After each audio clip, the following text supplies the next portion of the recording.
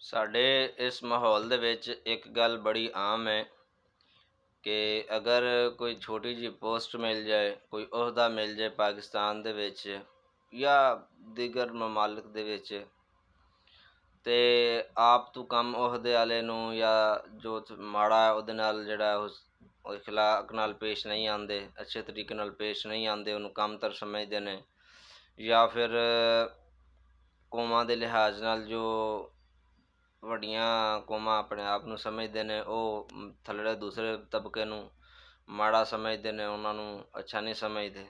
ਠੀਕ ਹੈ, ਅਤੇ ਇਹ ਚੀਜ਼ ਇਸਲਾਮ ਇਹਦੀ ਇਜਾਜ਼ਤ ਨਹੀਂ ਦਿੰਦਾ। ਇਸਲਾਮ ਦੇ ਵਿੱਚ ਇੱਜ਼ਤ ਤਕਵਾ ਹੈ ਬਸ, ਯਾਨੀ ਅੱਲਾ ਦੇ ਕਰੀਬ ਉਹ ਬੰਦਾ ਇੱਜ਼ਤ ਵਾਲਾ ਤਕਰੀਮ ਵਾਲਾ ਵੇ ਜਿਹੜਾ ਬੰਦਾ ਪਰਹੇਜ਼ਗਾਰ ਹੈ।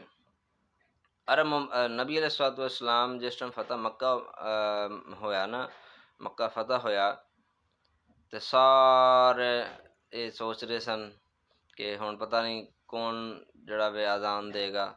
ਤਾਂ ਨਬੀ ਅਲੈਹਿ ਸਲਾਤੁ ਵਸਲਾਮ ਨੇ ਹਜ਼ਰਤ ਸਈਦਨਾ ਬਿਲਾਲ रज़ी अल्लाह तआला अन्हु ਨੂੰ ਹੁਕਮ ਫਰਮਾਇਆ ਛੱਤ 'ਤੇ ਚੜ੍ਹੋ ਅਤੇ ਅਜ਼ਾਨ ਦਿਓ। ਜਿਸ ਟਾਈਮ ਹਜ਼ਰਤ ਬਿਲਾਲ रज़ी अल्लाह तआला अन्हु ਕਾਬੇ ਦੀ ਛੱਤ 'ਤੇ ਚੜ੍ਹੇ ਅਤੇ ਹਰ ਬੰਦੇ ਦੀਆਂ ਅੱਖਾਂ ਪੱਟੀਆਂ ਰਹਿ ਗਈਆਂ ਕਿ ਨਬੀ ਕਰੀਮ ਸੱਲੱਲਾਹੁ ਅਲੈਹਿ ਵਸੱਲਮ ਨੇ ਇੱਕ ਗੁਲਾਮ ਨੂੰ ਕਾਬੇ ਦੀ ਛੱਤ 'ਤੇ ਚਾੜ੍ਹ ਦਿੱਤਾ। ਬੜਾ ਵੱਡੀ ਚੀਜ਼ ਸੀ।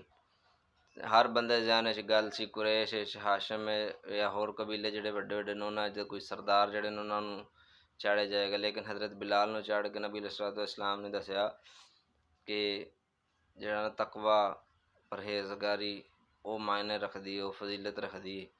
ਇਹਦੇ 'ਚ ਅਫਜ਼ਲ ਮਫਜ਼ੂਲ ਜਿਹੜਾ ਉਹਦੇ 'ਚ ਉਹਦਾ ਕੋਈ ਇਹਦੇ 'ਚ ਕੰਮ ਨਹੀਂ।